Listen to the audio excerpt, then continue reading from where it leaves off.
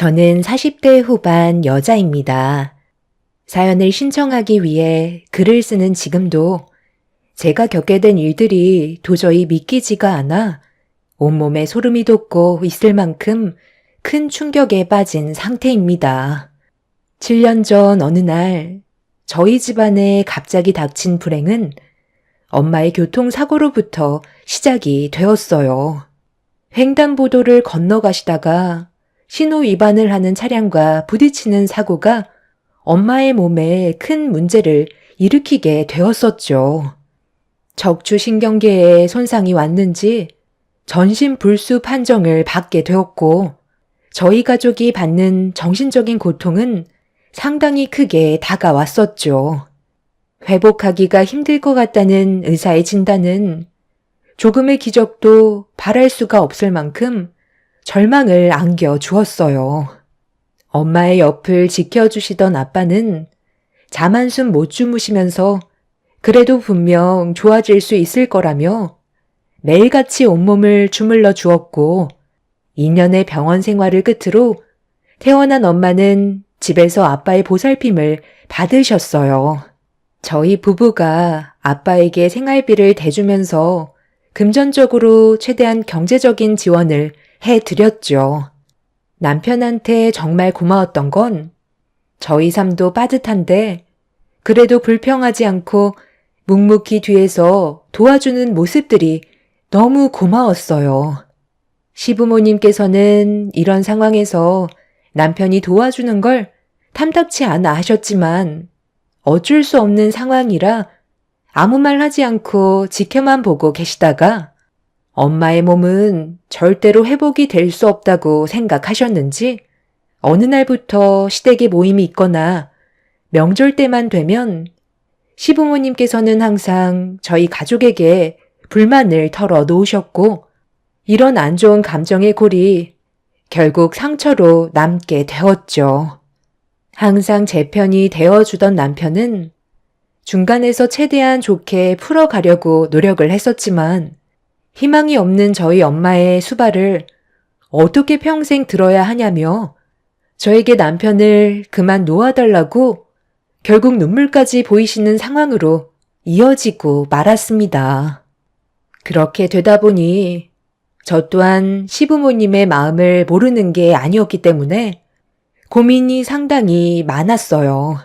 결국 엄마가 전신불수가 된 지 3년의 시간이 흘렀을 때 남편한테 이혼 얘기를 꺼내게 되었고 저희 가족의 불행을 남편에게까지 짐을 얹어주고 싶지 않았습니다. 하지만 남편은 저와 헤어지는 건 상상조차 하지 않았다면서 절대로 등 돌릴 일은 없을 거라고 이혼하자는 말을 거부했어요. 남편이 이혼할 생각이 없다는 걸 시모도 알게 되자 결국 참아왔던 불만이 터져버리게 되었고 저희 집에까지 찾아오셔서 다짜고짜 제 머리채를 잡으셨습니다. 너희 집안 때문에 내 아들 인생을 망치게 됐다고. 당장 이혼 서류에 도장 찍고 갈라서라. 내가 이런 꼴을 언제까지 봐야 하는 건데? 안 싸더니 눈만 제대로 뜨고 걸어 다녔다면 이런 일은 생기지 않았겠지. 아들, 너는 엄마의 가슴에 못을 박고 싶은 거니? 오늘은 어떻게든 해결하려고 온 거니까 대충 넘어갈 생각하지 말아라. 내 아들 인생 구하려고 오늘 작정하고 왔는데 이대로 돌아가면 또다시 너희 집안 때문에 내가 스트레스를 받아야 되잖아. 엄마, 일단 진정하시고 그 손부터 놓으세요. 이 사람 머리채 잡는다고 달라지는 건 아무것도 없다니까요. 오히려 상황만 더 악화시킬 뿐이라고요. 우리가 하루 이틀 지켜본 것도 아니고 벌써 3년이나 지났다. 앞으로의 얼마나 더 많은 시간을 버텨야 하는 건데 너 정말 이런 식으로 평생 살아갈 거니? 아버님, 어머님, 정말 너무하세요. 저도 그동안 며느리로서 최선을 다해왔고 이 사람한테 부담 주지 않으려고 저녁 늦게까지 아르바이트도 한다고요. 최대한 신경 쓰지 않게 해드리려고 잠잘 시간 쪼개가면서 살고 있는데 그냥 좀 놔주시면 안 돼요? 저도 아버님, 어머님 때문에 너무 힘들고 지쳐버렸다고요. 그니까 그만 갈라서라는 말을 하는 거잖냐. 너희들이 얼마나 버틸 수 있을 것 같은데. 내가 대충 알아보니까 전신불수가 회복될 수 있는 가능성은 아예 제로에 가깝다더라. 그냥 평생 누워서만 살아야 되고 날이 가면 갈수록 병원비는 더 많이 깨질 텐데 그걸 내 아들이 감당해야만 한다는 게 나는 너무 화가 난다고. 나까지 쓰러지는 꼴 보고 싶지 않으면 당장 내 눈앞에서 도장 찍고 내일 바로 법원으로 찾아가라. 그렇게 하지 않으면 오늘 둘 중 하나는 세상 떠나게 될 줄 알라고. 사돈 어른도 몸이 많이 약하신 걸로 알고 있는데 지금도 힘겹게 안사돈을 보살피고 있을 텐데 나중에 과로로 쓰러지거나 예상치 못하게 몸에 문제가 와서 입원이라도 하게 된다면 아들 너는 그때 가서 또 어떻게 하려고? 그때도 지금처럼 몇 빠지게 돈 벌어서 사돈댁 생활비 충당해주면서 평생 간호만 하다가 인생 종칠 거니? 내가 널 낳아준 게 수발들라고 10달 배 아파서 낳아준 것 같아? 일이 더 심각해지기 전에 서둘러서 발 빼고 각자 살 길 알아서 찾도록 해라. 너희 부모 일을 내 아들이 짊어지게 할 수 없으니까 마지막으로 경고할 때 좋게 해결하는 게 더 큰 피해를 막는 길이다. 시모는 무서울 정도로 얼굴을 붉히시며 저를 압박하셨어요. 남편은 이런 상황들을 서둘러 진정시키려고 시부모님과 따로 대화 좀 하고 오겠다면서 두 분을 모시고 밖으로 나갔습니다. 폭풍이 휘몰아치고 간 자리에는 시모가 집어던진 물건들과 헝클어진 제 머리만 보였어요. 앞으로 어떻게 살아가야 할지 몰라 너무 괴로웠던 나머지 결국 만신창이가 되어버린 몸이 전신 거울에 비친 모습을 본 저는 눈물을 쏟아내고 말았습니다. 그렇게 한참의 시간 동안 들어오지 않았던 남편은 늦은 새벽이 되어서야 집으로 들어왔어요. 녹초가 된 모습으로 힘겨워하던 남편은 곧장 침대에 누워 깊은 잠에 빠져버렸고 혼자서 모든 걸 애쓰고 있는 모습을 지켜보고 있는 저도 마음이 너무 안 좋았어요. 저는 그날 잠 한숨 못 자고 많은 생각에 빠져 있었죠. 그리고 제가 선택한 건 남편과의 이혼을 결정하는 거였고 아침 일찍 출근을 하려는 남편을 불러 서류 봉투를 건네 주었습니다. 저는 이게 옳은 결정인 것 같아 남편을 그만 놓아주려고 했었는데 제 앞에서 이혼 서류를 찢은 남편은 전날에 있었던 일들에 대해 설명을 해주었고 전혀 상상하지 못했던 말이 튀어나와 입을 다물지 못했어요. 남편은 시부모님께 저희 부부가 앞으로 살아가는데 더는 방해하지 않겠다는 확답을 받게 된 거였죠. 남편이 전날에 시부모님과 한참 동안 진지하게 대화를 나눴고 최대한 좋은 방향으로 나아갈 수 있게 설득을 시킨 끝에 시부모님께서는 그런 남편의 진심을 알게 되셨는지 저희 부부의 문제를 더 이상 입 밖으로 꺼내지 않으셨어요. 시부모님과의 관계가 좋아지지는 않았지만 그래도 저희 부부가 열심히 살겠다는 걸 받아주셨다는 거에 감사했었고 그렇게 앞만 보며 정신없는 날들을 보내다 보니 어느새 엄마가 전신불수가 된 지 7년이라는 시간이 흘러버렸습니다. 그렇게 평소와 다를 것 없는 똑같은 생활을 유지하고 있던 어느 날 퇴근하자마자 집이 아닌 부모님의 집으로 향하게 됐는데 그날이 부모님의 결혼 기념일이었어요. 그래서 부모님께 드릴 선물을 가지고 깜짝 방문을 했었죠. 보통 때라면 먼저 연락을 드리고 현관문 비밀번호를 누른 다음 들어갔었지만 그날은 택배가 온 것 마냥 초인종을 눌렀고 집안에 계신 아빠가 누구시냐고 물어보시길래 택배가 왔다면서 사인을 해달라고 문 좀 열어달라고 말씀드리자 아빠가 문을 열어주셨어요. 그리고 제가 웃으면서 아빠 앞에 나타나는 순간 갑자기 문을 쾅 하고 닫아 버리셨습니다. 많이 당황하셨는지 아빠의 얼굴은 상당히 놀라신 듯한 얼굴 표정이셨어요. 저는 웃으면서 현관문 비밀번호를 누르고 들어가려는데 안쪽에서 걸쇠로 문을 걸어 잡으셨고 아빠의 행동에 당황한 저는 많이 놀라신 듯한 아빠에게 결혼기념일 선물을 가지고 왔다며 문을 열어달라고 부탁을 드렸지만 아빠는 잠깐만 기다리라는 말 한마디 던지시곤 바로 문을 열어주지 않으셨어요.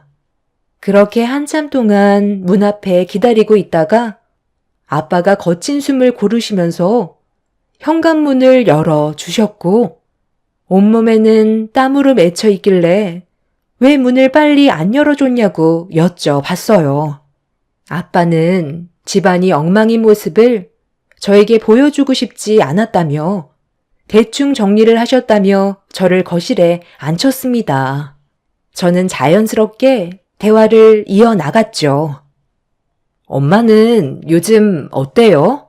아직까지도 예전과는 다를 게 없죠? 하루빨리 몸이 괜찮아져야 할 텐데 병원에서는 전혀 가망이 없어 보인다고 하셨죠? 이제 병원도 가지 않을 생각이다. 오히려 병원에 가면 희망마저 빼앗기고 오는 기분이라 나도 더 지치게 되는 것 같더라고. 그래서 약만 타서 먹이려고. 그리고 다음부터는 이런 장난 안 쳤으면 좋겠다. 내가 너희 엄마 살피고 있는데 갑자기 연락 없이 나타나면 하던 일을 중단해야 되고 나가야 하니까 많이 곤란하네. 너희 엄마가 지금 자고 있어서 잠깐 얼굴만 보고 나오는 건 괜찮긴 한데 요즘 들어 몸이 더 안 좋아졌는지 잠을 잘 못 자서 겨우 깊은 잠에 빠졌거든. 웬만하면 안 들어가는 게 좋을 것 같기는 한데 네가 보고 싶다면 살짝만 보고 오던지. 그리고 이제 매번 안 찾아와도 된다. 너도 생활이 있고 애들도 돌봐야지. 김서방도 챙겨야 하는데 사부인한테 또 안 좋은 말 듣기라도 하면 어쩌니? 여긴 아빠가 있으니까 걱정하지 말고 더 늦기 전에 이만 들어가 봐라. 그래도 우리 딸이 아빠 엄마 결혼기념일 잊지 않고 챙겨줘서 정말 고맙다. 나중에 시간을 다시 잡든지 하자. 너희 엄마도 네가 제일 걱정이라고 하더구나. 엄마는 전신을 움직이지는 못하셔도 얼굴의 감각은 살아있으셔서 대화를 주고받는 데는 크게 어려움이 없었어요. 만약 얼굴에까지 이상이 생겼었다면 더 많이 힘들었었겠죠. 아빠가 오랜 시간 버틸 수 있으셨던 것도 엄마와 대화가 되기 때문에 힘드셔도 이겨내실 수 있으셨습니다. 그렇게 저는 엄마가 잠에서 깨지 않게 하기 위해 볼일만 끝내고 서둘러 집으로 돌아갔어요. 그리고 그날 이후 아빠의 부탁으로 저는 2번 다시 깜짝 방문은 하지 않았었죠. 그렇게 한동안 조용하게 식당 일을 하며 지내고 있던 어느 날 지방 출장 뷔페 의뢰가 들어와 제가 없는 동안 남편이 저 대신 빈자리를 채워줘야만 했었어요. 남편은 저보고 걱정하지 말라면서 잘 다녀오라고 안심을 시켜줬었죠. 일 처리가 빨리 진행이 되면 당일 저녁에도 올라올 수 있기 때문에 최대한 서둘러서 일을 마무리 지으려고 했었지만 생각했던 것보다 시간이 오래 걸려 어쩔 수 없이 다음날에 올라와야만 했어요. 그렇게 다음날 아침 일찍 올라올 수 있었는데 하필 가는 날이 장날이라고 차에 펑크가 나서 시간이 지체될 수밖에 없었어요. 그렇게 카센터에서 차 수리를 받고 있었는데 갑자기 친구한테 전화가 왔습니다. 저와 오랜 세월 함께 알고 지내던 둘도 없는 친구였죠. 평소에도 자주 만나고 연락도 주고받았었기 때문에 그날도 별 생각 없이 친구의 전화를 받았어요. 그런데 친구의 말을 듣는 순간 너무 큰 충격을 받아 할 말을 잃었고 제가 믿지 않자 저에게 사진 한 장을 보내준 걸 확인하자마자 온몸에 소름이 돋았네요. 사진 봤어? 내가 왜 이런 걸로 너한테 쓸데없이 거짓말을 하겠니?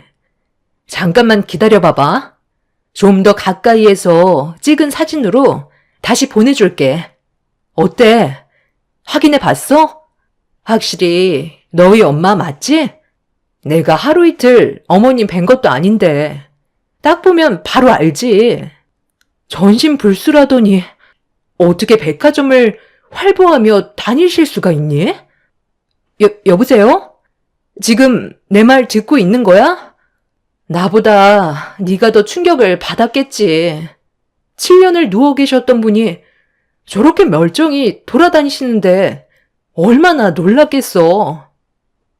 내가 직접 두 눈으로 확인을 해봐야 되겠어. 지금 거기 어디야? 정확한 주소 좀 문자로 보내줘. 그리고 미안한데 계속 미행 좀 부탁할게. 때마침 타이어 수리도 끝이 나서 친구가 보내준 주소로 서둘러 출발을 했어요. 그런데 식당에서 다음 출장 뷔페 일정이 잡혔다면서 제 트렁크에 실려있던 식기들과 용품들을 서둘러 받길 원했고 서둘러 출발해야 된다는 사장님의 말에 어쩔 수 없이 식당에부터 들려야만 했습니다. 원래 회사에서 근무를 했던 제가 식당 일을 하게 된 이유는 저만의 사업을 해보고 싶었고 출장 뷔페라는 일이 전국을 돌아다니기 때문에 집에만 계시는 저희 엄마가 답답하실까봐 바람이라도 쐬어드리고 싶어서 식당 일을 배우기 시작했었죠. 그렇게 저 나름 여러 가지 계획을 가지면서 엄마를 위해 삶의 변화까지 줬었는데 친구의 전화 한 통에 너무 큰 배신감을 느꼈고 도저히 믿을 수 없는 사진 속에 담긴 엄마의 모습이 저를 분노하게 만들었습니다. 그동안 왜 저를 속여왔었는지 이해를 할 수가 없었어요. 힘겹게 한 걸음 떼시는 게 아닌 너무 자연스럽게 걷고 계신 모습이 제 입을 다물지 못하게 만들었었죠. 그렇게 저는 식당에 먼저 들려 식기들을 전부 내려놓은 뒤 친구가 보내준 주소로 다시 급하게 달려갔어요. 그렇게 정신없이 달려 도착하니 저를 발견한 친구가 손짓을 했고 몸을 숨겨 손가락으로 가르친 곳을 주시하고 있었습니다. 그리고 잠시 뒤 온 매장에서 새 옷으로 갈아입고 나온 엄마는 전신 거울을 보면서 흡족해 하시는 모습이 제 두 눈에 들어왔어요. 도저히 믿기지 않는 모습에 경악을 했고 온몸이 떨려오고 있었는데 그 순간 엄마 옆에 나타난 또 다른 한 사람을 보자마자 기겁을 하고 말았습니다. 저와 17년을 한 입을 덮고 살았던 남편이 엄마 옆에서 옷이 잘 어울리신다며 미소를 보이고 있었어요. 그리고 뒤이어 또 다른 한 사람이 나타났는데 그건 바로 저희 아빠였습니다. 부모님과 남편은 새 옷을 입고 쇼핑을 즐기고 있는데 그 모습을 제가 어떻게 받아들여야 할지 모르겠더라고요. 엄마는 분명 손가락 하나 까딱할 수 없을 정도의 몸이었는데 어떻게 멀쩡히 돌아다닐 수 있는 건지 이해를 할 수가 없었습니다. 당장이라도 앞으로 튀어나가 남편과 부모님께 그동안 저를 속이고 있던 거에 화를 내고 싶었지만 왜 저 몰래 이런 일들을 꾸며왔는지 좀 더 확실하게 짚고 넘어가기 위해 증거물만 모아 두었고 그날 이후 부모님과 남편의 행동 하나하나에 모든 걸 의심할 수밖에 없었습니다.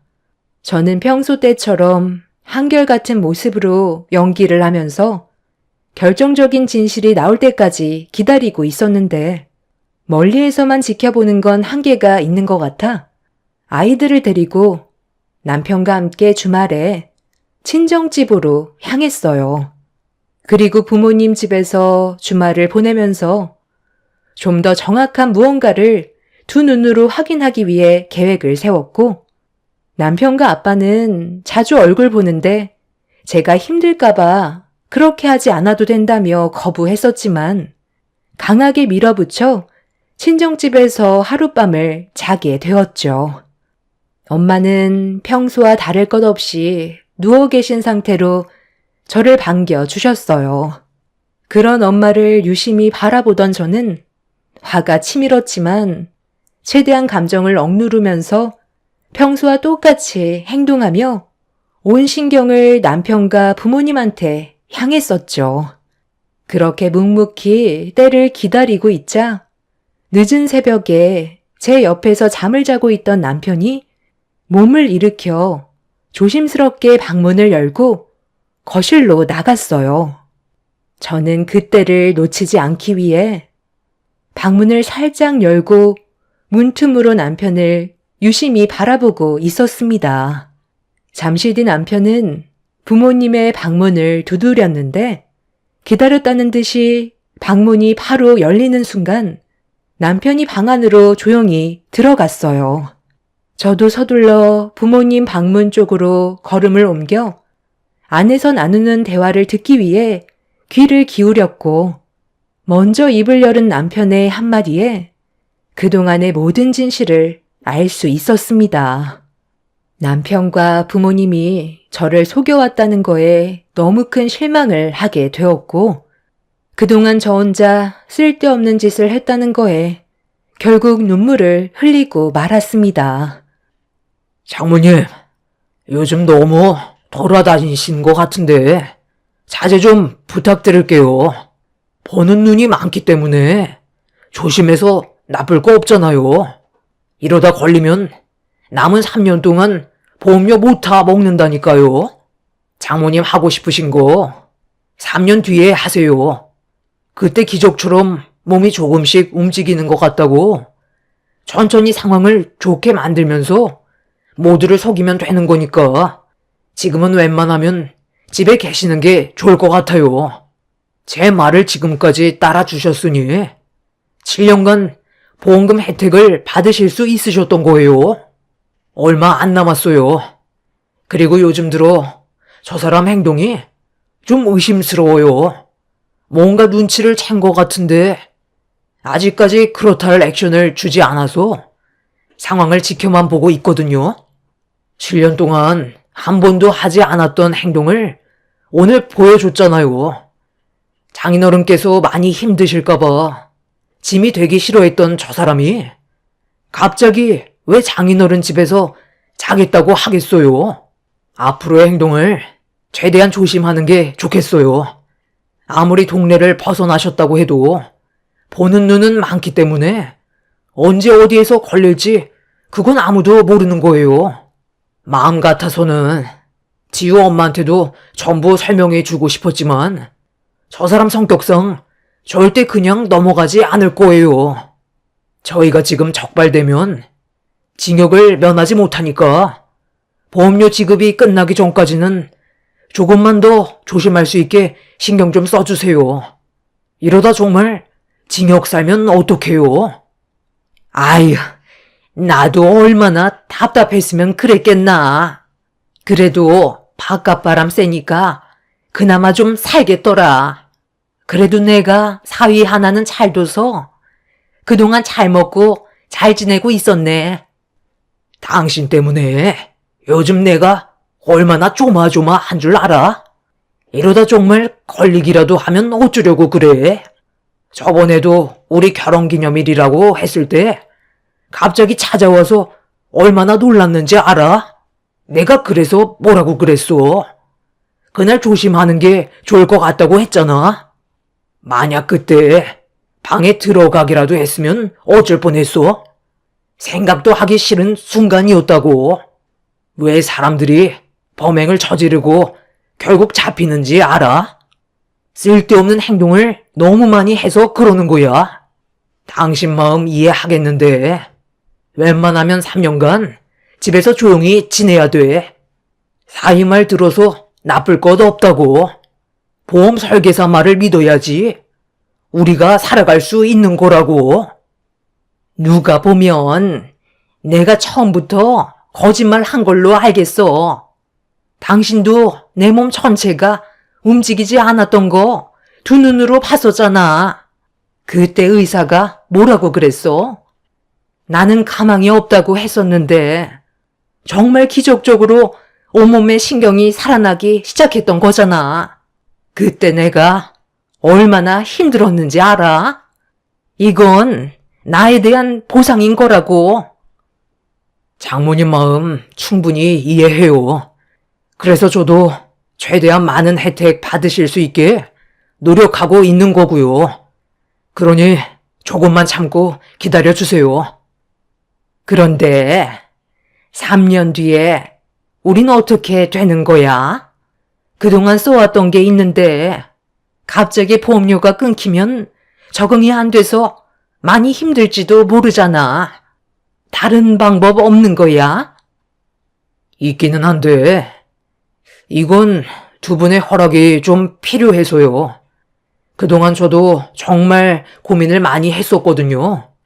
제가 그 사람 몰래 생명보험에 가입을 해놓긴 했지만 이건 어디까지나 만약을 위해서 가입을 해놓은 거기 때문에 제가 일부러 지우 엄마를 세상 떠나게 하려고 가입한 건 아니라는 걸 알아주셨으면 좋겠어요. 생명보험? 얼마나 가입이 되어 있는 건데? 솔직히 매달 보험료 찔끔찔끔 받는 거 마음에 안 들었었는데 생명보험은 일시불로 당겨받을 수 있는 거잖아. 그래서 당신은 지금 우리 딸을 사고사로 위장하자는 거야? 쓸데없는 생각하지 말고 집에나 박혀 있어. 3년이나 타먹을 수 있는 걸 감사하게 생각하라고. 그렇죠. 아직 3년이나 남았으니까 그동안 생각할 시간은 많아요. 말 그대로 보험일 뿐이잖아요. 사람 일은 앞으로 어떻게 될지 아무도 모르니까요. 남편과 부모님의 말에 경악을 한 저는 그 자리에 주저앉았고 핸드폰에 녹음된 파일을 들고 서둘러 방으로 들어왔어요.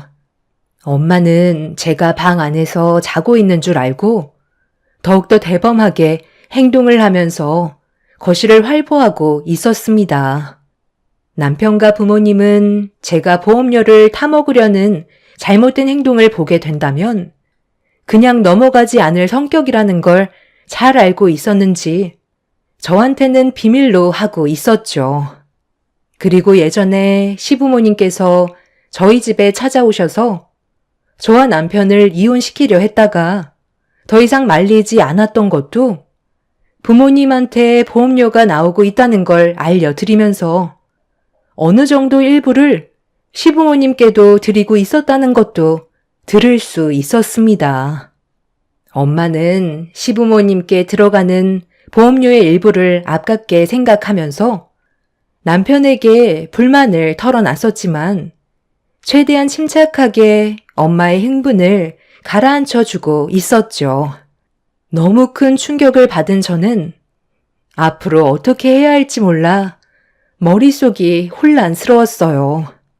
그런데 남편이 저 몰래 생명보험에 가입을 한 것도 충격인데 그걸 긍정적으로 보고 계신 엄마의 한마디에 너무 놀라고 말았어요.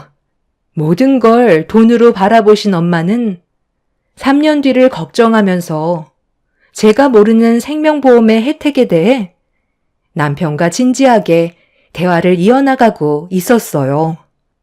제가 방 안에서 모든 걸 듣고 있다는 걸 모르는 가족들은 거실에서도 대화는 계속해서 이어졌고, 그동안 저한테 모든 사실을 숨긴 것도 모자라 또 다른 계획을 세우려고 하는 남편과 부모님을 도저히 용서할 수가 없었습니다. 혹시 모를 위험을 대비해 저는 경찰서에 몰래 전화를 걸어 도움을 요청했어요.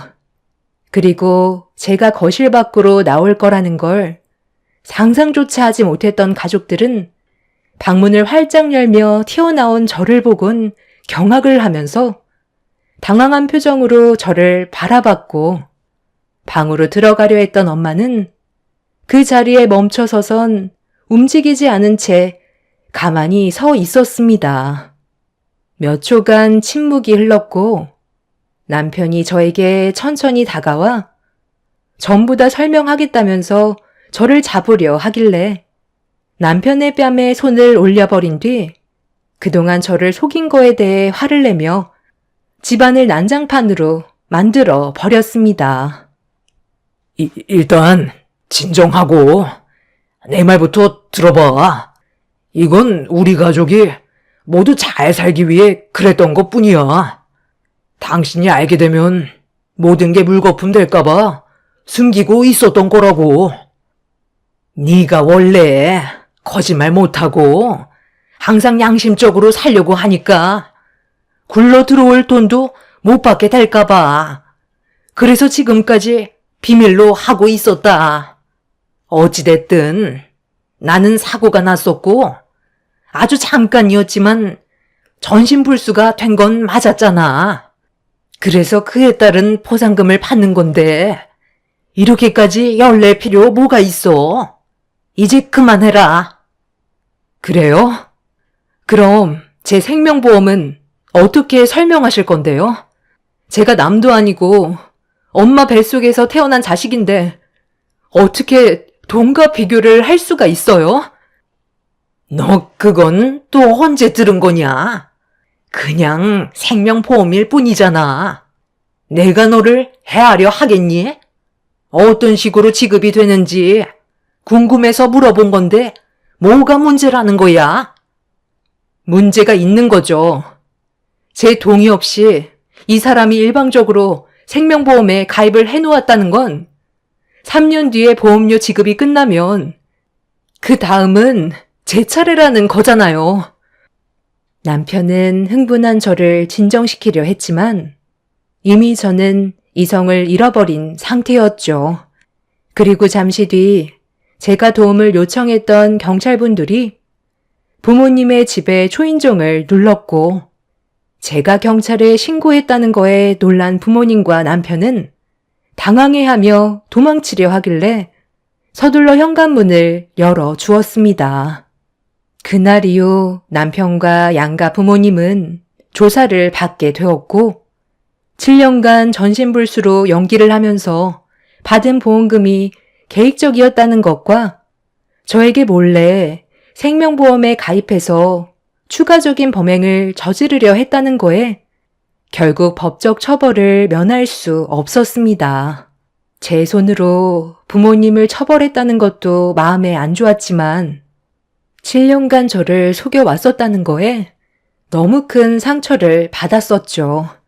그리고 만약 제가 이런 사실을 모르고 지나갔다면 남편은 저 몰래 들어놓은 생명보험금을 타먹기 위해 부모님과 함께 더 큰 일을 계획할 수도 있었다는 거에 지금도 충격에서 벗어나지 못하고 있는 상태입니다. 남편과 부모님은 3년의 징역이 내려진 상태이고 시부모님은 6개월의 징역이 선고가 되었습니다. 앞으로 수감 생활을 하게 되겠지만 아마 저에 대한 분노가 하늘을 찌르고 있겠죠. 아이들을 데리고 다른 지역으로 이사를 할 예정이긴 하지만 앞으로 어떻게 살아야 할지는 모르겠어요. 지금 사연을 쓰는 동안에도 온몸이 떨려올 정도로 큰 충격을 받아서 그런지 머릿속이 백지화가 되어 버렸네요. 전신불수로 보험금을 타먹은 것도 모자라 저까지 하려 했던 그 사람들과 두 번 다시 마주하고 싶지 않아요. 제가 앞으로 어떻게 살아가면 좋을까요? 부모님과 남편을 위해 살아왔었는데 지금은 한순간에 저 혼자가 되어 버렸네요. 잘못된 행동은 결국 그에 따른 파국을 맞게 된다는 걸 이번 일을 통해 많은 걸 알게 됐어요. 제가 융통성 없이 올바름을 추구한다며 부모님과 남편도 답답함을 호소했지만 분명 제 결정이 옳았다는 걸 깨닫게 되기를 바랄 뿐입니다. 제 사연 들어주신 분들, 오늘 하루 행복하세요. 감사합니다.